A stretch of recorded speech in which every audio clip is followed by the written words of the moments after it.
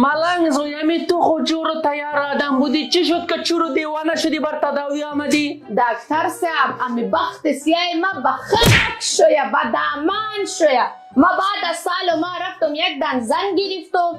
امی زن ما یک دن دختر 18 ساله داشته. خوب پدر ما از می دختر 18 ساله خوشش آمد، خیزی عروسی کرده.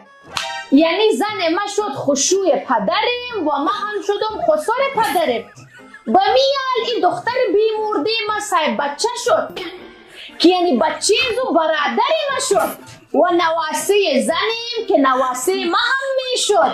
یعنی ما شدم پدر بزرگ برادرم و میال و ویلا و گد و ودی با زن ما صاحب بچه شد آلا که در نتیجه زن بابی ما شده خارناتنی بچه ما و بچه ما